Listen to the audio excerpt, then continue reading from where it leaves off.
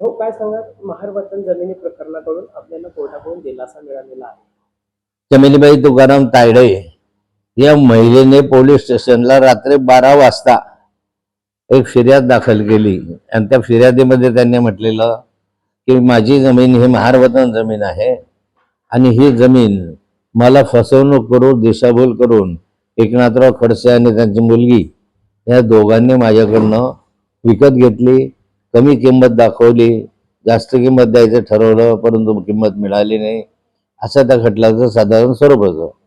न्यायालयामध्ये अटकपूर्व जामीनसाठी मी गेलो असताना न्यायालयाने काही निरीक्षण या संदर्भामध्ये नोंदवलंय आणि त्यामध्ये सर्वप्रथम त्यांनी सांगितलं की ही जमीन जी दिसते आहे या जमिनीच्या संदर्भामध्ये व्यवहार हा 25 वर्षापूर्वी झालेला आहे आणि 24-25 वर्षानंतर फिर्याद दाखल करणं हे संशयास्पद वाटतं. तसं जमिनीच्या संदर्भामध्ये महार वतन जमिनीच्या संदर्भामध्ये जो डिस्प्यूट आहे त्या माध्यमातून त्यांना त्याच्यामध्ये फारसं काही तथ्य आढळलं नाही आणि म्हणून त्यांनी यामध्ये ॲट्रॉसिटी ॲक्ट लागू होत नाही अशा स्वरूपाचा एक निर्णय त्याच्यामध्ये दिलेला दिसतोय.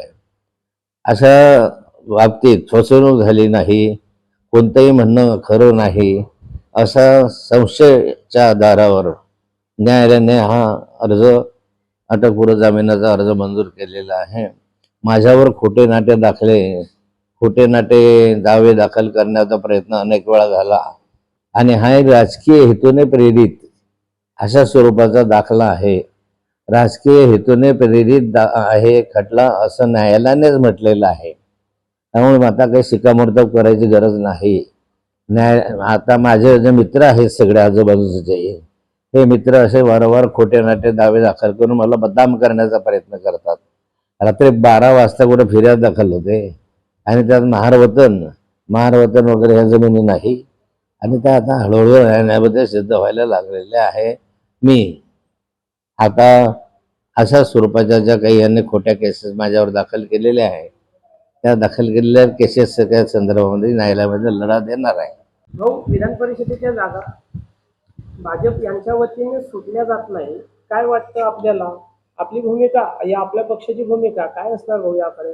जळगाव जिल्ह्यामध्ये भाजपचं स्थानिक स्वराज्य संस्थांमध्ये बहुमत आहे आणि त्यामुळे जागा भाजपला मिळावी असा आग्रह आहे. परंतु शिवसेना भाजपच्या दोघांच्या मधला विवाद आहे आणि सेनेला ही जागा हवी आहे. त्यामुळे अजूनपर्यंत हा जो विवाद आहे तो सुटलेला नाही.